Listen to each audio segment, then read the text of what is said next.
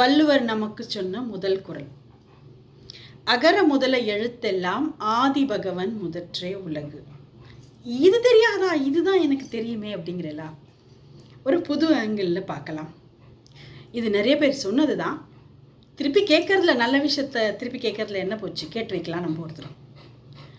அகர முதல எழுத்தெல்லாம், ஆனா அப்படிங்கிற அகரத்திலேருந்து ஆரம்பிக்கிற அதிலேருந்து முதலாகின்ற எழுத்தெல்லாம்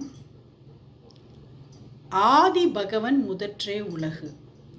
எழுத்து உலகத்தில் இல்லை வார்த்தை உலகத்தில் மொழியின் உலகத்தில் எதெல்லாம் அகரத்திலேருந்து ஆரம்பிக்கிறதோ, எல்லா மொழிகளும் அகரத்திலேருந்து தானே ஆரம்பிக்கிறது. அப்படிங்கிறதுலேருந்து தானே ஆரம்பிக்கிறது. தமிழோ தெலுங்கோ மலையாளமோ ஹிந்தியோ எதாக இருந்தாலும்.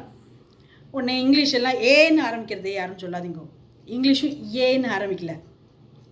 ஏன்னு எழுதுவோம். இப்படி எழுதுவோமா? ஏ, அதனோட ஃபோனட்டிக் சவுண்டு ஏ இல்லை, அ. நீங்கள் சிபிஎஸ்சிலலாம் ஃபோனட்டிக் சவுண்டு சொல்லி கொடுக்குற சிபிஎஸ்சி ஸ்கூல்ஸ்லலாம் போய் பாருங்க. ஏன்னு எழுதிட்டு நம்மளாம் படிக்கும்போது தான் அது ஏ அப்படின்னு எழுதிட்டு சே அ அப்படின்னு தான் சொல்லுவாள். ஆன்னு சொல்லு அதை பார்த்து அப்படின்னு தான் சொல்லுவாள். அ பி எ பா அப்படி தான் சொல்லி கொடுப்பாள். சரி, விஷயத்துக்கு வரேன்.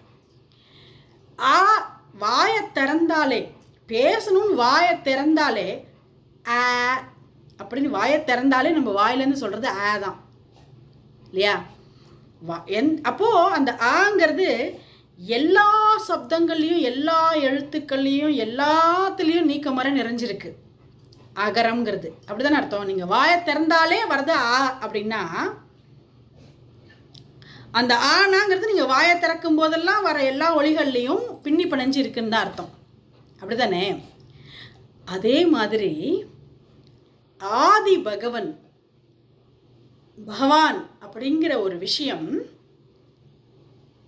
எல்லா விஷயத்துலேயும், இந்த பூலோகத்தில் இந்த உலகத்தில் எல்லாத்துலேயும் நீக்கமர நிறைஞ்சிருக்கு.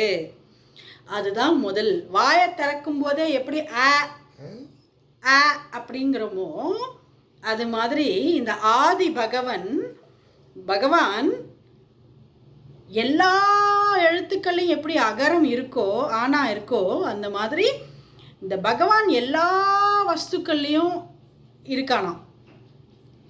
அவன் தான் முதலும்.